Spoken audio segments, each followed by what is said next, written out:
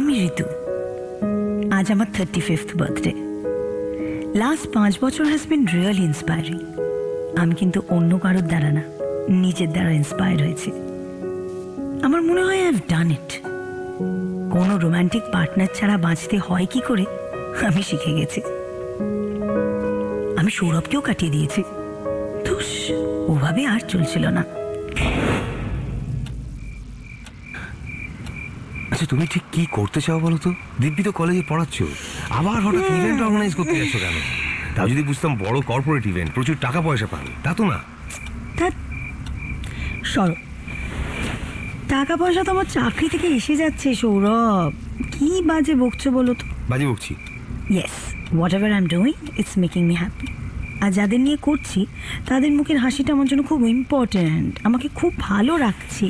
ও Babli Babli Babli, sorry sorry sorry baby.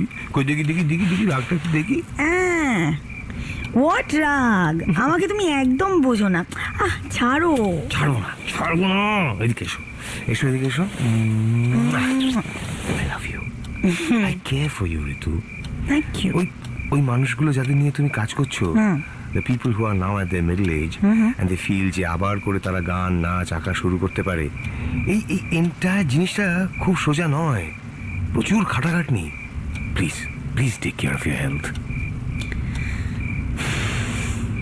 জানো সৌরভ, স্বপ্ন যখন একটু একটু করে সত্যি হতে থাকে না, ক্লান্তি তখন অনেক দূরে পালিয়ে যায়। Only by fulfilling your dreams can you forget all your tiredness. এটা আমার স্বপ্ন সৌরভ। আমার স্বপ্ন একটা হিসাব বড় রিয়ালিটি শো এর নাম হবে এভাবেও ফিরে আসা যায়। বাহ! যারা সংসারের চাপে বা চাকরির চাপে নিজের ট্যালেন্ট নিয়ে এগোতে পারেনি, তাদের সবাইকে আর একটা সুযোগ করে দেয়। তার জন্য রিহার্সাল, ট্রেনিং, গ্রুমিং সব থাকবে। এটা আমার স্বপ্ন। অন্যকে আরেকটা সুযোগ করে দেয়া is my dream and I am working towards ইট। বাহ, ভেরি নাইস। কলেজে সেই ছোট্ট ঋতুটা কি বড় হয়ে গেছে, হ্যাঁ?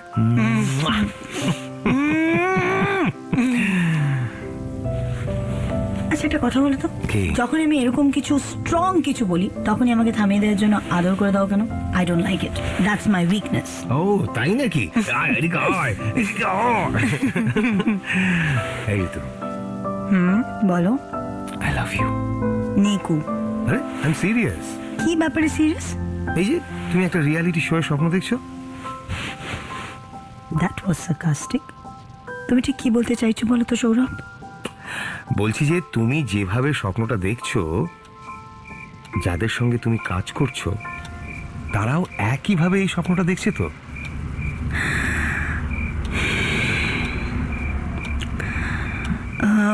সৌরভ, আমার স্বপ্নটা আমারই, ওটা আমিই দেখছি। আর কেউ দেখছে কি না সেটা আমি জানি না, আমি দেখছি সেটা আমি জানি। আর সেভাবে বলতে গেলে তোমাকে নিয়েও তো আমি অনেক স্বপ্ন দেখি সৌরভ, সেটাও তো শুধু আমিই দেখি, তুমি তো দেখো না। তাও যখন এই সম্পর্কে আছি আর তোমার সঙ্গে আছি, তখন শুধু শুধু ওদের ওপর রাগ করে ওদেরকে দূরে ঠেলে দেবো কেন বলো তো? একজন বিবাহিত মানুষের পক্ষে এর থেকে বেশি কিছু সম্ভব নয় Ritu. Marriage is not a crime Sourav. নিজেকে আসামি ভাবার কিচ্ছু হয়নি। ভুলটা তুমি তোমার ওয়াইফ বা আমার সঙ্গে করছো না, করছো কিন্তু নিজের সঙ্গে। তুমি ভাবছো তোমার দুজনকেই চাই, এমনটাও তো হতে পারে তোমার কাউকেই চাই না। টেলিকম কোম্পানির দায়িত্ব থেকে ব্রেক নিয়ে মিস্টার সৌরভ দাশগুপ্ত একদিন নিজের সঙ্গে একটু কথা বলো না। আর কথা বলে যদি মনে হয় I should run away from everything, এই চাকরি, প্রেম, সংসার, এই সব কিছু যদি ছেড়ে দিতে ইচ্ছে হয়, তুমিই তো দোষ দেবে আমায়। তা তুমি কি ভাবছো এখন আমি তোমাকে দোষ দিই না?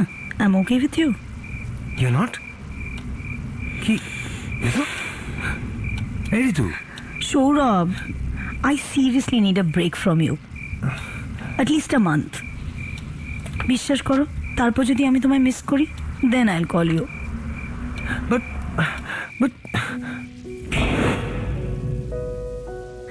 আমার পুরো নাম ঋতুপর্ণা, মা বাবা বন্ধুরা ঋতু বলে ডাকে। আমার favourite movie Dilwale Dulhania Le যায়েঙ্গে।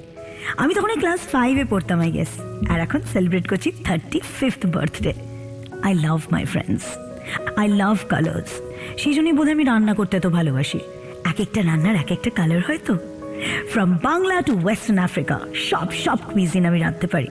Actually মন খারাপ হলে I never torture myself. Depression হয়ে গেলে ঘরের কোনায় বসে crying and all, oh gosh I hate it like anything. তার মধ্যে আমার ঘরের প্রত্যেকটা কোণে আমার তৈরি করা জুয়েলারি র্যাক, সেগুলোর দিকে তাকালে কান্নার কথা মনে পড়ে বলো তো। অ্যাকচুয়ালি আমি নিজেকে ভীষণ ভালোবাসি, so I never torture my self. I torture my mother's kitchen. মায়ের সাজানো রান্নাঘরের মশলার র্যাকে কুরুক্ষেত্র ঘটিয়ে একটা এক্সটিক কিছু তৈরি করে ফেলাটা হচ্ছে আমার থেরাপি, মন খারাপের থেরাপি। সেটা প্রন ককটেলও হতে পারে, কষা পাঁঠার কিমা, কিংবা ব্রেড ক্রামস দিয়ে ভাজা কুড়মুড়ে স্প্রিং রোলও হতে পারে। এখানেই শেষ নয়, তারপর সেটা বন্ধুদের বাড়ি নিয়ে যেতে হবে, আর সেই রাতের জন্য I am not coming back. আমার মনে হয় আমার বন্ধুরা আমার আত্মীয়। আমি বাড়ির কোনো সোশ্যাল গ্যাদারিংয়ে কখনো যাই না। ওই সোশ্যাল গ্যাদারিংগুলো মানে পিএনপিসির প্যান্ডেল। সাজবো গুজবো আমি আমার মতো, কেউ দেখি আমার ছাতার মাথা পাগলি বলে ডাকবে, why should I take it? Actually আমি আমার আত্মীয় স্বজনদের দু চোখে দেখতে পারি না, দে আর সো প্রিটেনশিয়াস। থ্যাংক গড আমি ওদের মতো হইনি। মাঝে মাঝে পিসিদের মতো ঝগড়া করে ফেলি ঠিকই, কিন্তু তারপর আবার নিজেকে বুঝিয়ে নিই, Ritu you are behaving like your family. এই পৃথিবীতে আমার কানেকশন শুধু আমার মায়ের সঙ্গে, বাস। আই লাভ হার। মাকে কখনো আমি মিথ্যে কথা বলিনি, বা বলা যেতে পারে বলার প্রয়োজনই হয়নি, কারণ আমাকে মায়ের সঙ্গে সম্পর্কটা প্রুভ করতে হয়নি মায়ের কাছে কোনোদিনও। মা জানতো আমি মাকে ভালোবাসি, আমি জানি মা আমাকে ভালোবাসে। মাকে ছেড়ে আমি থাকবো না সেটা মা জানতো, আর মা যে আমায় ছেড়ে থাকবে না সেটা আমি জানতাম। তাই বলে যে মাকে কখনো ইগনোর করিনি তা নয়। কতদিন হয়েছে মা ফোন করেছে আমি ধরিনি। মা কিন্তু সেই সময়গুলো আমায় কখনো ঘাটাতো না। আমি যখন বাড়ি আসতাম, নিজের ঘরে ঠিক ঢুকতে যাবো, সেই সময় মা, ঋতু, ঘরের দরজাটা বন্ধ করার আগে আমার কথাটা একটু শুনে যাও। মন খারাপ হলে কিন্তু ওয়েট গেন হয়, প্রেশার বেড়ে যায়, গ্ল্যামার নষ্ট হয়ে যায়। মা জানতো আমি নিজেকে ভীষণ ভালোবাসি। She use to wait till I get back to my good mood. তখন আবার মায়ের অভিমানের পালা শুরু হতো। ঋতু, তোমার কাছে নিশ্চয়ই ডুপ্লিকেট চাবি আছে, দরজা খুলে নিও। আমি অত রাতে দরজা খুলতে পারবো না। আর শোনো, আমি বুড়ি মাসি বাড়ি যাবো কাল, 1 মাস ওখানেই থাকবো। You please manage your own things. মা আসলে একা বাঁচতে শিখে গেছিল। I needed her actually. মা নিডেড বাবা। ভীষণ অবসেস ছিল। ওটাই বোধহয় বাবাকে ভীষণ ইরিটেট করতো। কেন বারবার অফিসে ফোন করে জ্বালাচ্ছ বলো তো? বারবার উঠে আসতে অসুবিধে হয়। কি খেয়েছি, আমি কি কচি খোকা? আর এতই যদি চিন্তা, তাহলে ইউনিভার্সিটি যাওয়ার আগে আমার জন্য কিছু করে দিলে না কেন? খাবার প্যাক করে দিতে পারতে। আর শোনো, আমি কাল আর সানডে থাকছি না, অফিস কনফারেন্স, দিল্লি যাব। আজ আর বাড়ি ফিরছি না, অফিস থেকেই বেরিয়ে যাব। বাবা যখন অফিস কনফারেন্সে থাকতো, আমাদের সঙ্গে তখন কোনো যোগাযোগ রাখতো না। আমি বড় হয়ে রিয়েলাইজ করেছি বাবা was in love with someone. আমি 2-3 বার আলাপও করেছি তার সঙ্গে। বাবাকে দারুণ হ্যান্ডেল করতেন উনি। মা আসলে একটু nagging types, but it's okay. মাকে কতবার বলেছি বাবা চলে যাওয়ার পর, মা বি ইন লাভ। কত আনলাভড মানুষ আছে তুমি জানো, যারা এরকম ন্যাগিংটা শুনতে চায় কিন্তু পায় না। সারাদিন একা একা অপেক্ষা করে, কেউ যদি একবার এসে জিজ্ঞেস করে খেয়েছো, মা এসব কথা হেসে উড়িয়ে দেয় আর আমার পিছনে পড়ে থাকে। এসে আমার মাথায় হাত বুলিয়ে সিম্প্যাথি দেখিয়ে বলবে সারাক্ষণ, ঋতু তুই কি মনের মতো কাউকে খুঁজে পাচ্ছিস না? ঋতু এমন কি কেউ নেই যার সাথে তুই থাকতে পারিস? ইত্যাদি ইত্যাদি ইত্যাদি। আমি কি করে বোঝাই মাকে, মা আমার সবাইকে ভালো লাগে আর মাঝে মাঝে কাউকে ভালো লাগে না। আচ্ছা, লাইফ পার্টনার তো শুধু মা বা বাবাই হতে পারে বলো, যারা আমাদেরকে পুরোপুরি চেনে। হঠাৎ করে বাঁশ বাগান থেকে কে এসে জুড়ে বসবে আর সেই নাকি আমার লাইফ পার্টনার? সেটা আবার হয় নাকি? ওই যে আমার বন্ধু অর্পিতা লাস্ট 2 সপ্তাহ আমার সঙ্গে দেখাই করছে না। কি না, she has found that special person of her life. বিয়ে করছে, শপিং নিয়ে পাগল হয়ে গেছে। আমার না মাঝে মাঝে বিয়েটা শপিং করার একটা এক্সকিউজ বলে মনে হয়। কতদিন পর দেখা হলো, এভাবেও ফিরে আসা যায় ওই রিয়ালিটি শোটার জন্য। ওর কিছু আইডিয়াস নেব ভাবলাম, সেই নিয়ে কথা বলবো ভাবলাম। ম্যাডাম তো অন্য জগতে, she is interested in something else. এই সেদিন দেখা হলো কোয়েস্ট মলে। এই অর্পিতা, হাই! কিরে, কেমন আছিস? জানিস আই হ্যাভ ফাউন্ড সামওয়ান। আমি ফাইনালি বিয়ে করছি। খবরের কাগজে লোকজনের সঙ্গে দেখা করেছিস? ও কেন? আহা, খবরটা ছাপাবি না? সবাই সকালবেলা ঘুম থেকে উঠে পড়বে অর্পিতার প্রেম কাহিনী, হেডলাইন। উফ, তুই চুপ কর তো। সবাই তোর মতো হয় না ঋতু। কিছু মানুষের একটা সাপোর্ট লাগে, অ্যাটলিস্ট একটা জোক শেয়ার করে হাসাহাসি করবার জন্য কাউকে লাগে। আরে শপিং করার সময় ড্রাইভার লাগে তো, আর ব্যাগগুলো ধরবার জন্য কাউকে লাগে না? হ্যাঁ হ্যাঁ, ঠিক ঠিক। আর মিথ্যে কথা বলার জন্য লাগে না লোক? মানে লুকিয়ে প্রেম করার সময় কাউকে তো পার্মানেন্টলি মিথ্যে কথা বলার জন্য কাছে চাই, তাই না? উফ ঋতু, এবার সম্পর্কে বিশ্বাস কর না রে। অর্পিতা, তুই বলেছিলি না ওই যে ব্যাক টু চাইল্ডহুড বলে একটা ফুড ট্রাক বের করবি, যেটা সব অফিসগুলোর সামনে গিয়ে দাঁড়াবে আর সব ছোটবেলার ফেভারিট টিফিনগুলো সার্ভড হবে, মানে ঘুগনি, আলু কাবলি, আচার। ওটা কি হলো? ওটার ওই আইডিয়াটার কি হলো? আছে তো, ওটা এবার আমরা দুজনে মিলে করব। আর সঞ্জয় ভীষণ হেল্পফুল, জানিস তো। ও পাশে থাকলে আমায় আর লোন নিতে হবে না, বুঝেছিস? Okay, so he is going to help you financially. তাহলে তো ও যেমন বলবে তেমন ভাবে তোকে করতে হবে। ধুস, এখনই আমি ওকে যেই রঙের শার্ট পরতে বলি সেই রঙের শার্ট পরে অফিসে যায়। কেন রে, ও কি কালার ব্লাইন্ড নাকি ওর মাকে মিস করে? ও আমাকে ভালোবাসে। আমিও তো তোকে ভালোবাসি। উফ ঋতু, তুই না ফুল পিঘলে গেছিস। ছাড়, দেখ, লুক অ্যাট দিস। ওয়াও, এই বেনারসিটা আমি পছন্দ করে কিনেছি। দেখ দিয়ে দেখ, এর মধ্যে ওই টিপিক্যাল ব্যাপারটা নেই কিন্তু। হ্যাঁ ঠিক, চলো এটা হাতে নিয়ে আমরা দুজনে একসঙ্গে একটা সেলফি তুলি। এটা হাতে নিয়ে আমার দোকানের নাকি এটা? উফ, তুই তোল না, আয় আউট কর না। আমার কিন্তু অর্পিতার উপর কোনো অভিযোগ নেই, because she was very happy. শুধু একটাই ভয় হতো, ওর পুরো হ্যাপিনেসটার কারণ কিন্তু ছিল Sanjay. The happiness was not her own. এটাই আমাকে একমাত্র ভাবাতো। I was very scared, but I wished her all the best. And yes, I was always jealous of her husband Sanjay.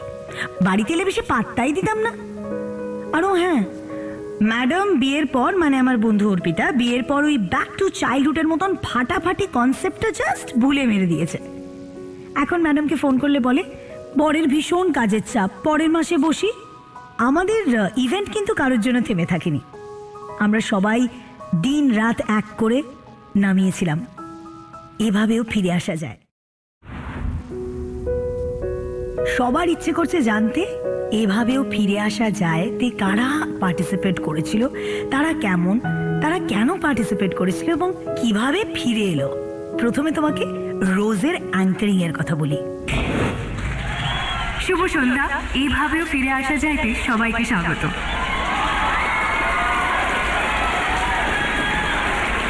High, আমার নাম রোজ। আমি স্টেটসে ছিলাম, বর ছেলে গোছানো সংসার, কিন্তু ওখানে আমার বলে কিছু ছিল না। আমার ছেলে ক্লাস 8-এ ওঠার পর থেকে বন্ধুদের সঙ্গেই থাকতো, আর আমার হাজবেন্ড সে এমন ওয়ার্ল্ড ট্যুর করেছে যে আমাদের প্রাইম মিনিস্টারকেও হার মানাবে। আমি ছিলাম ওর কাছে শুধু এক শারীরিক ভালো লাগা। কি গো, ভালোবাসছো না কেন? জড়াচ্ছি, সরিয়ে দিচ্ছ দে। আমি কোনো ভালোবাসা খুঁজে পাচ্ছি না Rajat. What you mean by that? আমি এত ট্যুর করে এসেছি, আমি ক্লান্ত। যেটা বলছি সেটা করো। স্বার্থপরের মতন কথা বলো না তো। ছাড়ো আমার হাত। লজ্জা করে না? নিজের সবটা করে এসে আমার উপর জুলুমবাজি করছো তুমি। এটাই তোমার কাজ। কি বললে? আরেকবার বলো। বলছি এটাই তোমার কাজ। এদিকে এসো। এটা কি ছিল রোজ? এটা থাপ্পড় ছিল রজত। এটা অনেক দিন আগেই করা উচিত ছিল আমার। তোমার এই অ্যারোগেন্সের জন্য ছেলেটা ওরকম হয়েছে। ও যে বাড়ি ফেরে না সে খবর তুমি রাখো? তাহলে তোমাকেও জানিয়ে রাখি রজত, আমিও আর বাড়িতে ফিরতে চাই না। আমি কলকাতায় ফিরে যাচ্ছি। যেভাবেই হোক, যত সময় লাগুক, যত কষ্ট করেই হোক, যারা আমাকে ভালোবাসে আমি তাদের কাছেই ফিরে যাচ্ছি। আমি আমার জগতে ফিরে যাচ্ছি। It's okay rose, it's okay, তুমি তো পেরেছো, আর কেন কাঁদছো? ঋতুদি, আমি পেরেছি, ঠিক পেরেছি। আর তুমি ছিলে বলেই আমি পেরেছি ঋতুদি। রোজ যখন কলকাতায় থাকতো, শি ওয়াজ ইনটু অ্যাঙ্কারিং। অসাধারণ শো হোস্ট করতো রোজ। আজকের এই শোয়ের অ্যাঙ্কারিং এর গুরু দায়িত্ব আমি তাই রোজকেই দিয়েছি।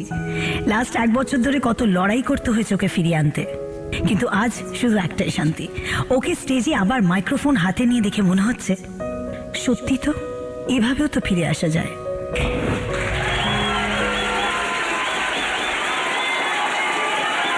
Please welcome Rohini. হাই, আমি রোহিণী। এখন আমি সকলকে টেবিল বাজিয়ে শোনাবো। আমরা শুধু টেবিলে টেবিল ক্লথ পাতবো আর ফুলদানি দিয়ে সাজাবো সেটা কেন, টেবিলে মিউজিকও ক্রিয়েট করবো।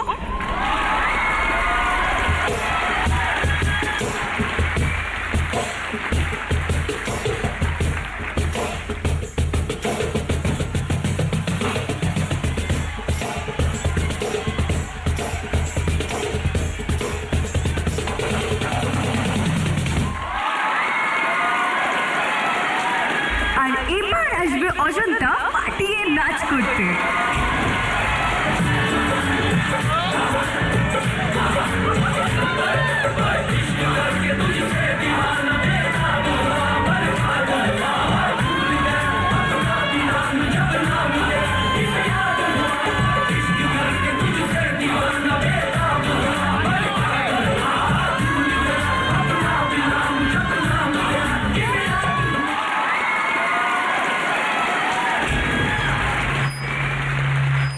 আমি শবনম। আব্বা বলল আজ যদি আমি আবার গাই তাহলে আব্বা নাকি আবার আগের মতো সুস্থ হয়ে উঠবে। আব্বা, এই গানটা তোমার জন্য। अजीब रास्ता है, कहाँ शुरू कहाँ खत्म, ये मंजिलें हैं कौन सी, ना वो समझ सके ना हम। আর এবার আমাদের last participant mister Debashis. Hi, আমি দেবাশিস ঘোষ।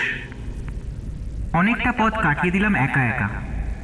দিব্যে আছি, ভালোই আছি, তবে কবিতাটা জাস্ট লেখা হচ্ছিল না।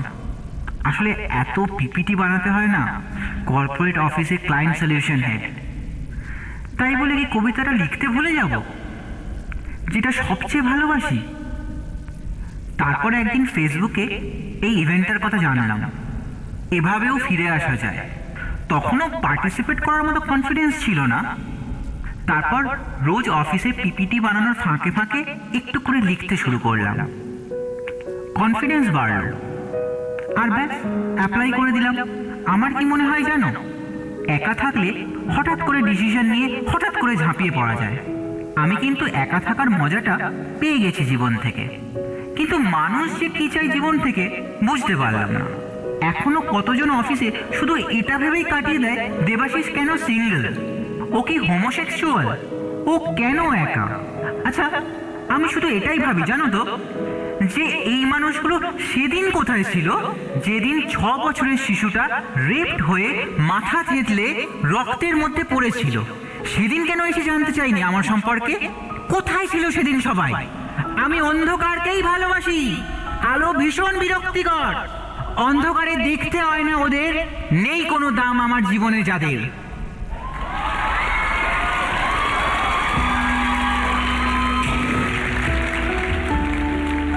এভাবেও ফিরে আসা যায় was not just a show, it was an episode of my life.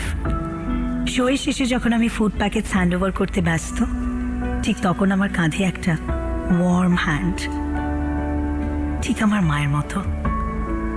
তাকিয়ে দেখলাম সেই চোখ, সেই হাসি, সেই স্টাইল আর সেই কম্পোজার, বাবার বেস্ট ফ্রেন্ড আমার অনিতা আন্টি, যে মানুষটার উপর সারা জীবন আমাদের ভীষণ রাগ ছিল। কিন্তু বড় হয়ে যখন 2-1 বার বাবার অফিসে কথা বলেছি, আই জাস্ট লাভড হার। ওই যে বললাম, বাবাকে দারুণ হ্যান্ডেল করতো। ইনফ্যাক্ট ভদ্রমহিলা নিজের সবটা ছেড়ে সারা জীবন শুধু বাবাকে কিভাবে একটু খুশি রাখতে পারবে সেটা দিয়েই কাটিয়ে দিল। বাবা চলে যাওয়ার সময় আমাদের বাড়ি থেকে কেউ বিশেষ কথা বলেনি ওনার সাথে। আমরা অনেকক্ষণ একে অপরের দিকে তাকিয়ে থাকলাম, কারণ আমরা দুজনেই দুজনের মধ্যে খুঁজছিলাম ওই একজন মানুষকে, বাবা। লাস্ট 6 মাস ধরে আমি আমার মা আর অনিতা আন্টির বাড়ি মিলিয়ে আদর যত্নে থাকি। আর এখন বুঝতে পারি মায়ের এত ভালোবাসা সত্ত্বেও বাবা কেন অনিতা আন্টির ভালোবাসা ইগনোর করতে পারেনি। আর হ্যাঁ, বাবা যেরকম মায়ের ওপর কিচকিচ করতো, ঠিক সেরকমই অনিতা আন্টির ওপরেও কিন্তু করতো। ওটা কিন্তু বাবার স্বভাব ছিল।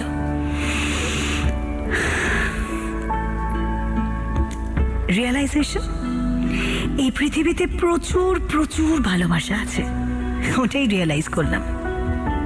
আর আমি সব রকম ভালোবাসা খুঁজে নিতে চাই, কোনো একজনের বা এক রকমের নয়।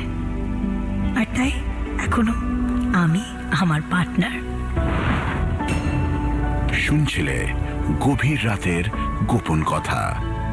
আজকের গল্প আমি আমার গার্লফ্রেন্ড।